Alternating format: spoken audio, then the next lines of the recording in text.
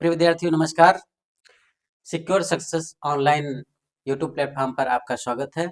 आज हम आप लोगों के लिए व्याकरण की आत्मा, जिसे महेश्वर सूत्र के नाम से जाना जाता है, उसको लेकर आए हुए हैं।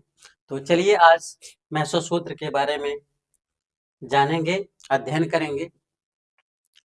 तो बहुत विद्यार्थियों की जिज्ञासा होती है कि महेश्वर सूत्र आया कहाँ से। तो उससे संबंधित एक श्लोक दिया गया है। नित्तावशाने नटराज राजो ननाद ढक्काम नौ पंचवारम उद्धर्तु काम सनकादि सिद्धान एतद विमर्शे शिव सूत्र जालम। कहा नित्तावशाने, नित्तावशाने ये परंपरा है कि भगवान शिव के डमरू के ध्वनि से कुछ ध्वनियां निकली, उन्हीं को ऋषि मुनियों ने संकलित किया और उसी को पाणिनि ने महेश्वर सूत्र के नाम से लाए। तो कहा नित्तावसाने, नित्तावसाने नृत्य के अवसान, अवसान का मतलब समाप्ति के पर, नृत्य के अवसान पर अर्थात समाप्ति पर, अर्थात उन शिव के तांडव नृत्य की समाप्ति पर नटराज राजो, नटराज के राजा शिव को कहा जाता है, भगवान शिव को कहा जाता है। अर्थात भगवान शिव के तांडव नृत्य के समाप्ति पर ननाद ढक्काम, ढक्काम करता था डमरू, डमरू की ध्वनि, आवाज, नौ पंच बारह, नौ मतलब नौ, पंच मतलब पांच, नौ और पांच, बारह मतलब नौ और पांच अर्थात 14 बार, चतुर्दश बार ध्वनि निकली। किससे? ढक्काम, ढक्काम मतलब डमरू से, शिव के डमरू से 14 ध्वनियां निकली,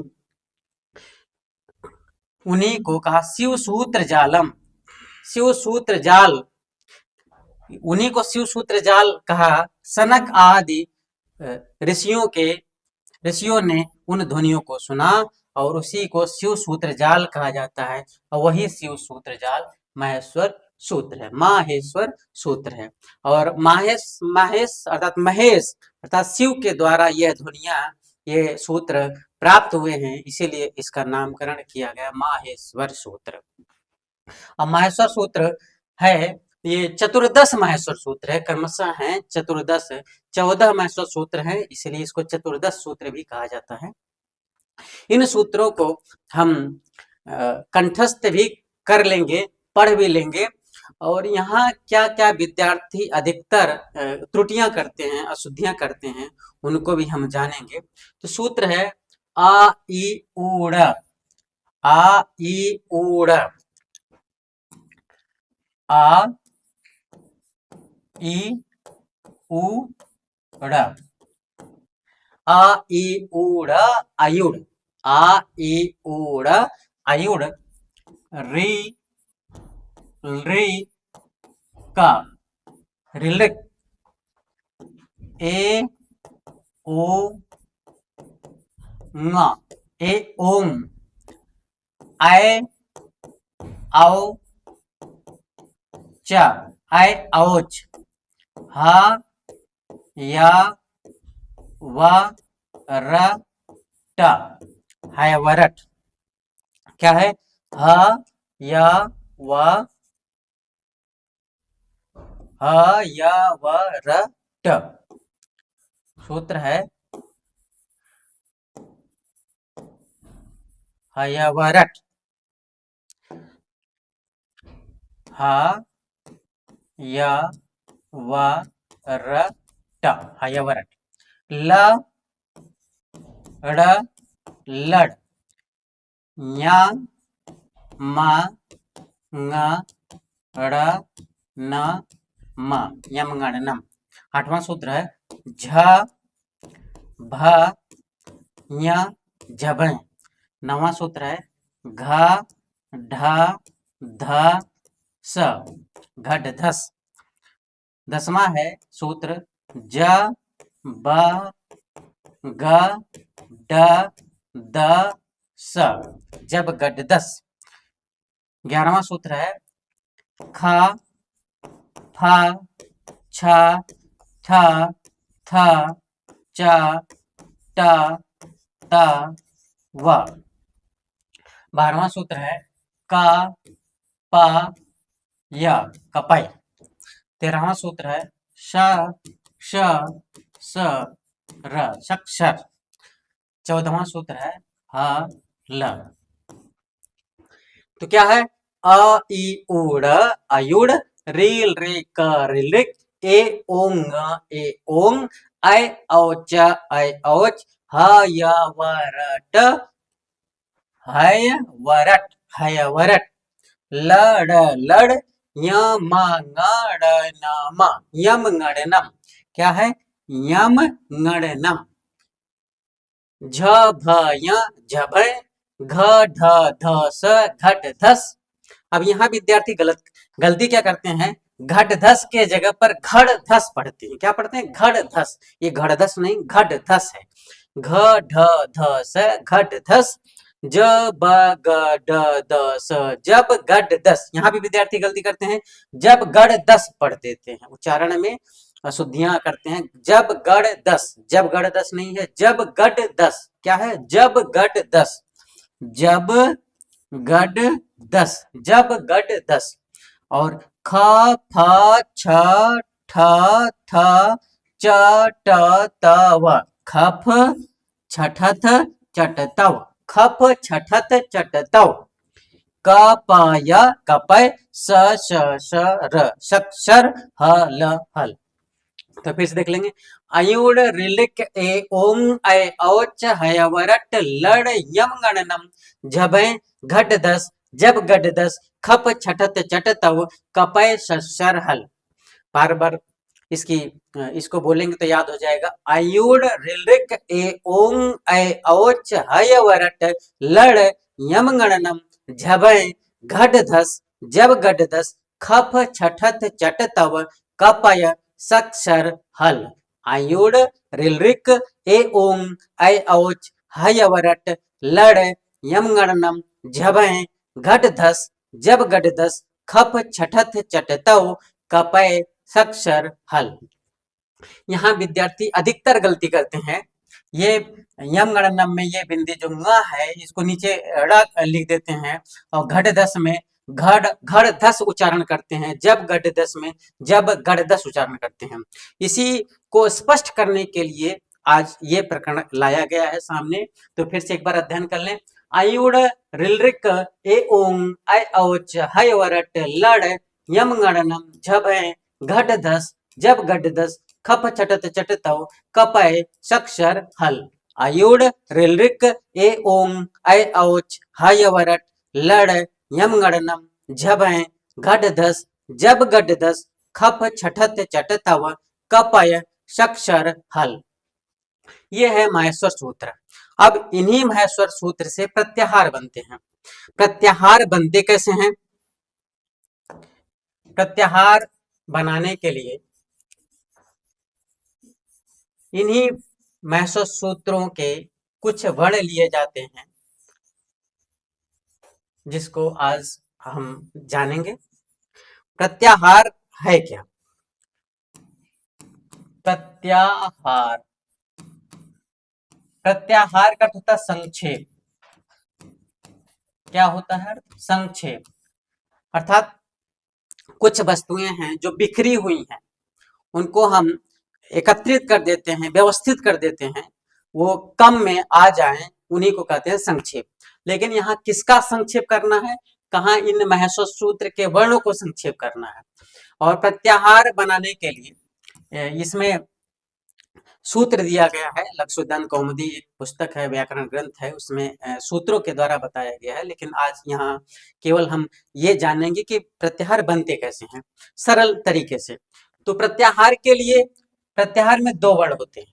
जो पहला वर्ण है वो सूत्र का कोई भी वर्ण हो सकता है अंतिम वर्ण को छोड़कर। जो दो वर्ण होते हैं, दो वर्ण में जो पहला वर्ण है प्रत्याहार का, वह माहेश्वर सूत्र का कोई भी वर्ण हो सकता है अंतिम वर्ण को छोड़कर। और जो दूसरा वर्ण होगा वह हमेशा सूत्र का अंतिम वर्ण होगा।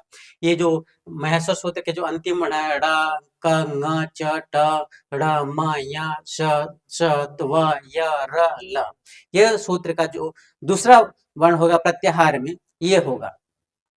अब जैसे ये अयुण का आ लिया और ये पहला वर्ण हो गया, और जो दूसरा वर्ण होगा वो हमेशा सूत्र का अंतिम वर्ण होगा ये ढा। ये जो जितने अंतिम वर्ण है इनको इनकी एक संज्ञा है, इनका एक नाम इत संज्ञा, इनको इत कहा जाता है, इनका बाद में लोप हो जाता है। ये जब कभी सूत्र का प्रकरण आएगा उसमें बताया जाएगा।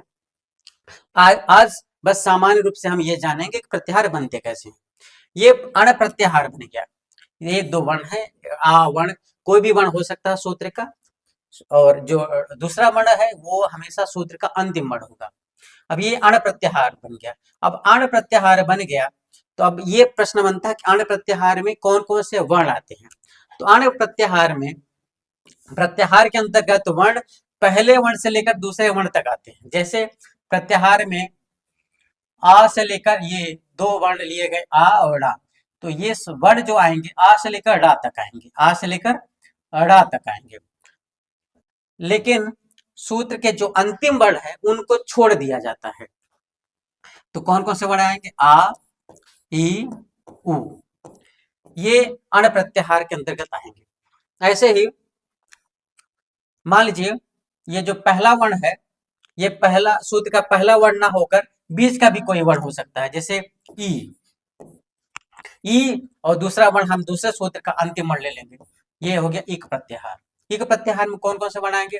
अब ई से लेकर का तक के वर्ण आएंगे, ई से लेकर का तक के वर्ण आएंगे, लेकिन सूत्र के जो अंतिम वर्ण है उन वो इत संज्ञक है उनको छोड़ दिया जाता है। तो कौन कौन से वर्ण आएंगे? ई उ, फिर री, फिर री, ये एक प्रत्याहार के अंतर्गत आएंगे। ऐसे ही एक प्रत्याहार बनेगा, पहला वर्ण लिया आ और दूसरे सूत्र का अंतिम वर्ण लिया का, अक, ये अक प्रत्याहार बनेगा। अब अक प्रत्याहार में वही आ से लेकर का तक के वर्ण लिए जाएंगे, आ ई उ, सूत्र का अंतिम वर्ण छोड़ दिया जाएगा अड़ा, फिर री री, सूत्र का अंतिम वर्ण छोड़ दिया जाएगा। ये अक प्रत्याहार के अंतर्गत जो वर्ण आते हैं ये आएंगे आ ई उ रे री। ऐसे ही इन सूत्रों में जितने भी प्रत्याहार बन सकते हैं बनाए जाएंगे, 42 या 43 प्रत्याहार बनते हैं। अब ये देखिए आज पहले सूत्र से लेकर चौथे सूत्र तक के सारे स्वर दिए गए हैं। तो आ से लेकर एक प्रत्याहार बनता है आ से लेकर चा, आ वर्ण अयुण सूत्र का आ लिया गया, चा आई औच सूत्र का चा वर्ण लिया गया, ये आज प्रत्याहार बना। अब आज प्रत्याहार में कौन कौन से बनाएंगे? आ ई उ री रे ए ओ आए आओ। समानता देखिए आ से लेकर अयुण ऋलृक ए उंग अयोचिन चार सूत्रों में सारे स्वर आ जाते हैं, इसीलिए अच प्रत्याहार स्वर को अच कहा जाता है। स्वर को क्या कहा जाता है? अच कहा जाता है। स्वर को अच इसलिए कहा जाता है कि अच प्रत्याहार के अंतर्गत ये सारे स्वर आ जाते हैं। महसो सूत्र के अनुसार अच प्रत्याहार के अंतर्गत सारे स्वर आ जाते हैं, इसीलिए स्वर का एक नाम है अच। जब आप संधि पढ़ते हैं तो वहां दिया जाता है स्वर संधि को अच संधि भी कहा जाता है। इसे क्यों कहा जाता है? क्योंकि अच के अंतर्गत सारे स्वर आ जाते हैं, तो स्वर को अच कहा जाता है, इसलिए स्वर संधि को अच संधि कहा जाता है। अब पांचवा सूत्र है हयवरट का हा लिया, पांचवें सूत्र का हा लिया और चौदहवें सूत्र का ला, चौदहवें सूत्र का ला लिया।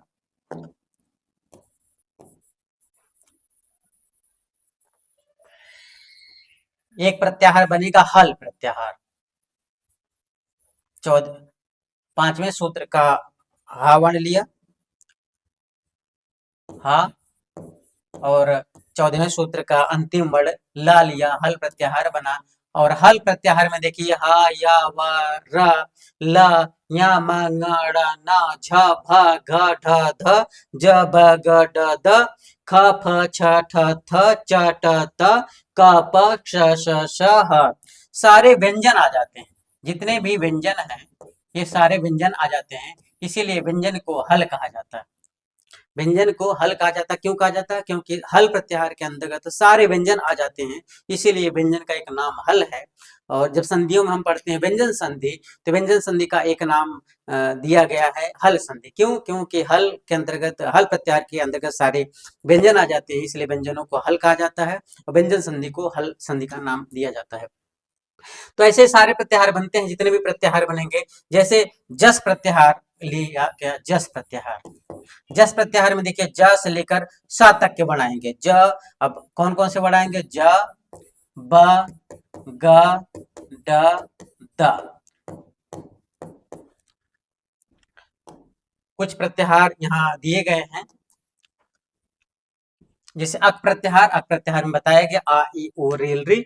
अच प्रत्याहार वही आ से लेकर पहले सूत्र से लेकर चौथे सूत्र तक का च आ ई उ रेल रे ए ओ आई औ। ऐसा ही अड़ प्रत्याहार आ ई उ, एक प्रत्याहार ई उ रेल री। ऐसे ही सारे प्रत्याहार जितने भी हैं उनको इसी तरह बनाएंगे कि जो पहला वर्ण है सूत्र में जहां भी वो वर्ण होगा, और जो दूसरा वर्ण है वो संज्ञा का हर महर्षि सूत्र का अंतिम वर्ण होगा, तो पहले वर्ण से लेकर दूसरा जो अंतिम वर्ण है वहां तक के वर्ण लिए जाएंगे, और जो सूत्र का अंतिम वर्ण है उसको छोड़ दिया जाएगा। इसको एक सामान्य तरीके से अगर समझना चाहें तो मान लीजिए का खा गा घा, ये का खेत है, खा का ये खेत है, गा का खेत है, ये घा का खेत है।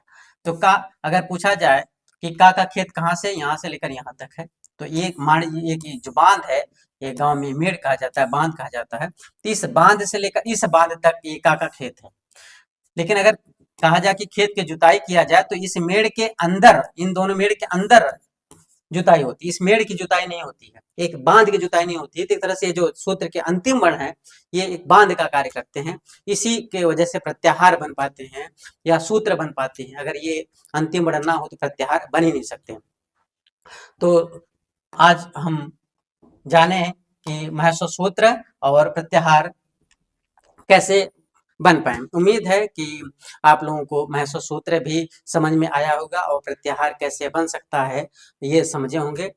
आज के बाद एक नया टॉपिक लेकर हम आपके सामने फिर से उपस्थित होंगे। धन्यवाद।